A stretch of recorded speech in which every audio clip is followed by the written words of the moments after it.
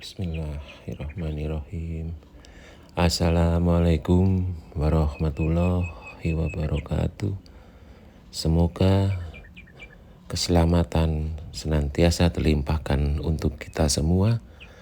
Demikian pula rahmat Allah dan berkahnya, insya Allah. Alhamdulillah kita berjumpa kembali.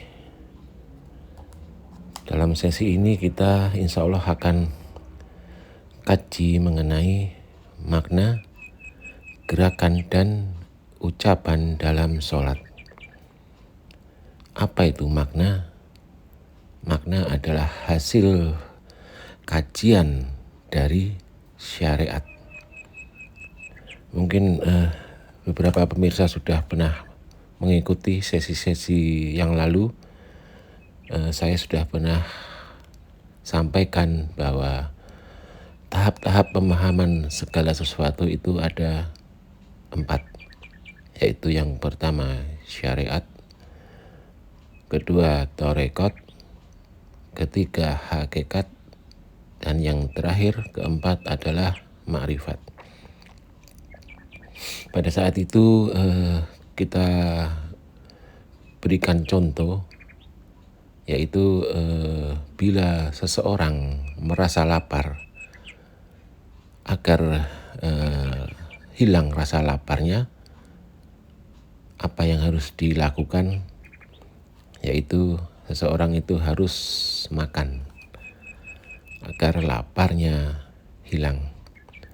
Nah, makan ini pemirsa, itu adalah syariat. Jadi untuk menghilangkan lapar, kita harus makan. Nah, makan ini adalah syariat. Kemudian kita kaji untuk mencari maknanya. Apa itu makan? Maknanya adalah memasukkan sesuatu yang bisa dimakan ke dalam mulut kita, kemudian kita kunyah dan kita telan. Masuklah makanan itu ke perut kita, yang tujuannya untuk menghilangkan rasa lapar. Itulah makna pemirsa. Jadi setelah kita memahami maknanya itu, kita kemudian harus bertorekoh.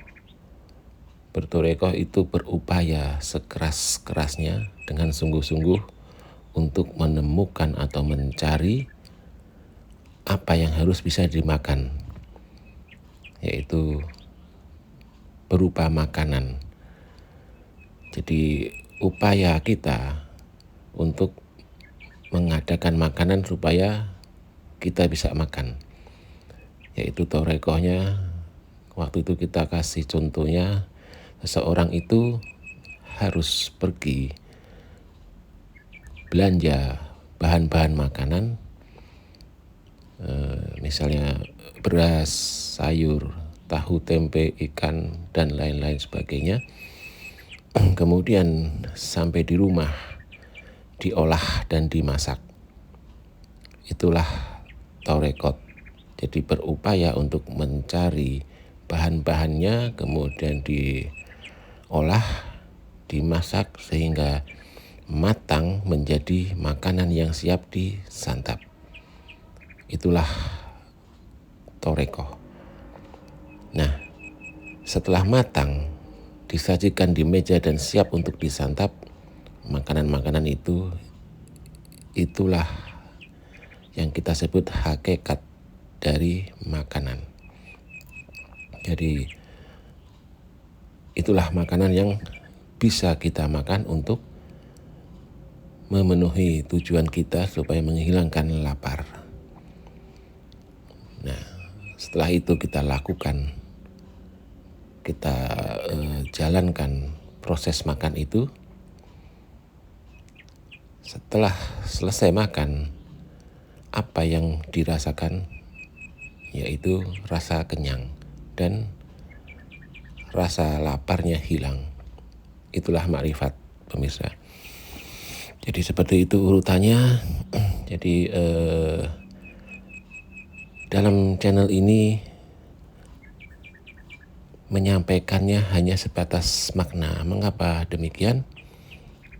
Karena setelah kita memahami makna, kita harus berupaya, yaitu masing-masing hamba berupaya untuk mencari hakikatnya dengan memohon petunjuk, mohon bimbingan, mohon ridhonya Allah untuk bisa mendapatkan hakikatnya dengan izinnya. Saat Allah ridho, Allah akan limpahkan pemahaman hakikatnya itu. Jadi memang harus dilakukan masing-masing pemirsa. Jadi kami hanya menyampaikan, mengkajinya hanya sampai di maknanya yang harus diupayakan, ditorekohkan. Demikian juga kita bicara dalam sholat. Kita juga akan kaji sampai di maknanya, gerakan-gerakan dan ucapan-ucapan yang kita lakukan dalam sholat. Pengertian sholat. Sholat adalah bagian dari kelima rukun Islam, yaitu rukun Islam kedua. 5 rukun Islam itu adalah perintah Allah kepada seluruh hamba-hambanya yang harus didirikan. Mendirikan perintah Allah adalah bentuk manifestasi atas ketundukan dan kepatuhan seorang hamba terhadap Sang Penciptanya. Jadi semua perintah Allah pada hakikatnya untuk kebaikan dan keselamatan hamba-hambanya. Allah perintahkan kepada seluruh hambanya untuk mendirikan sholat. Mendirikan sholat bisa kita maknai, yaitu mengajak dan membawa diri kita dalam sholat, diri kita dalam naungan sholat. Jadi mendirikan sholat bisa kita tinjau dari dua sisi. Sisi yang pertama pemirsa adalah syariat sholat, yaitu maknanya lahir kita atau raga kita menjalankan dan menunaikan sholat wajib 5 waktu dalam sehari dan sholat sunnah yang lainnya. Nah, dari sisi kedua adalah hakikat sholat, yaitu maknanya batin kita, jiwa kita yang menegakkan sholat. Jadi kalau lahir dari syariat itu kita menjalankan dan menunaikan sholat dengan raga kita. Nah, kalau dari sisi hakikat batin, yaitu batin kita atau jiwa kita yang menegakkan sholat. Bagaimana menegakkan sholat? Yaitu kita harus memahami hakikat dari semua gerakan-gerakan dan ucapan-ucapan dalam sholat kita. Setelah memahaminya, kemudian kita harus menegakkannya dalam kehidupan kita sehari-hari. Ini maksudnya kita harus menerapkan pemahaman hakikat dari sholat itu sendiri ke dalam hidup kita sehari-hari. Dalam penerapan hakikat, segala sesuatu yang telah Allah izinkan kepada hamba yang Allah kehendaki, salah satunya adalah pemahaman sholat, maka pada saat itu Allah akan uji hambanya atas penerapan hakikat sholat yang telah dia fahami. Jadi setiap kita memahami atas izin dan ridhonya segala sesuatu pemahaman, itu Allah akan uji atas pemahaman yang kita dapatkan dan kita terapkan dalam kehidupan. kita sehari-hari, dan pada saat itulah Allah selalu menguji kita. Dan ingatlah bahwa Allah Maha Tahu, Allah akan menguji hambanya, tidak akan melampaui batas kemampuannya. Nah, setelah si hamba ini mampu melampaui setiap ujian yang Allah berikan, maka setiap itu pula Allah limpahkan rahmatnya. Berupa apa rahmat dari Allah? Limpahan rahmatnya, yaitu berupa limpahan daya, upaya, kekuatan dan kemampuan kepada hambanya itu untuk bisa berperilaku dan berbuat kebenaran dan kebaikan yang bermanfaat bagi sesama hamba dan seluruh makhluk ciptaan Allah. Jadi saat raga kita menunaikan sholat, haruslah kita pelajari, kita kaji gerakan-gerakan dan ucapan-ucapan yang kita lakukan dalam sholat. Setelah kita memahaminya, maka saatnya kita tegakkan sholat dalam kehidupan kita yang akan tertuang dalam perilaku dan perbuatan kita yang merupakan cerminan dari hakikat sholat. Jadi seperti itu pemirsa makna dari mendirikan sholat. Namun ada beberapa hamba Allah yang hanya sekedar menjalankan dan menunaikan kewajiban sholat tanpa mengetahui apa isi dan makna dari sholat. Mereka hanya menjalankan ritual ibadah sholat dengan lahir atau raganya. Maka insya Allah sia-sialah yang mereka perbuat, yang mereka lakukan. Gerakan-gerakan dan ucapan-ucapan dalam sholat itu adalah sesuai dengan yang Rasulullah Nabi kita Muhammad SAW ajarkan. Jadi gerakan-gerakan dan ucapan-ucapan itu adalah hakikatnya tertuju untuk kita. Jadi pada saat kita menjalankan sholat, berupayalah semua gerakan dan ucapan-ucapan dalam sholat kita tujukan pada jiwa kita. Jangan sebaliknya pemirsa, seolah-olah ucapan dalam sholat itu kita tujukan kepada Allah.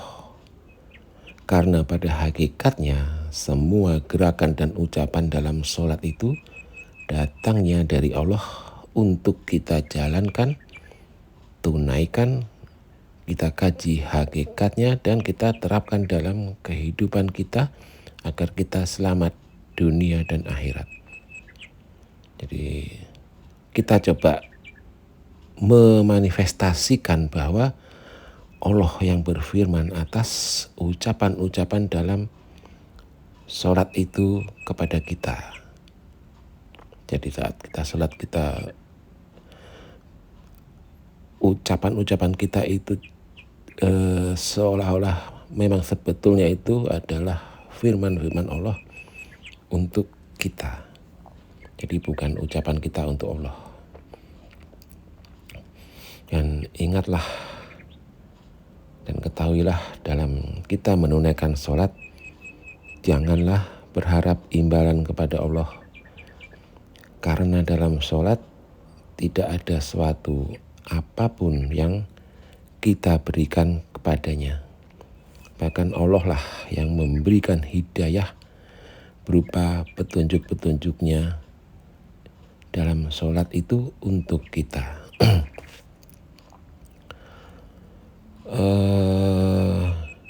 Dan memang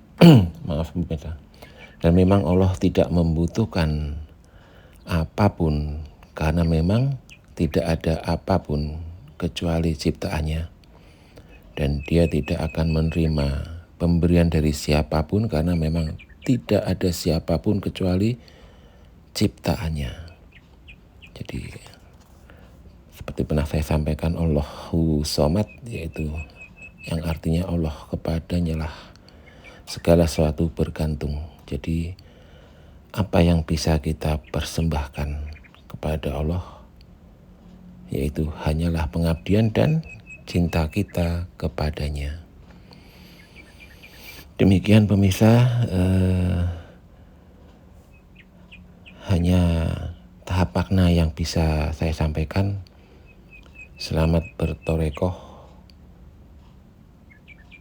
Semoga Allah Subhanahu wa Ta'ala ridho dan berkenan melimpahkan pemahaman hakikat sholat dan kita bisa menerapkan hakikat sholat itu ke dalam kehidupan kita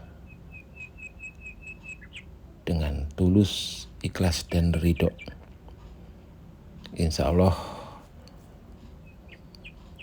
pun ridho dan berkenan melimpahkan rahmatnya agar kita bisa berbuat segala sesuatu kepada sesama maupun seluruh makhluk ciptaan Allah yang bermanfaat untuk kita semua. Insya Allah setelah kita mampu menjalankan itu, Insya Allah Allah akan limpahkan berkahnya, yaitu berupa kenikmatan yang datangnya dari Allah. Demikian pemirsa, terima kasih atas waktu yang telah diluangkan. Semoga sesi ini bisa membawa hikmah, kita bisa memetik manfaatnya.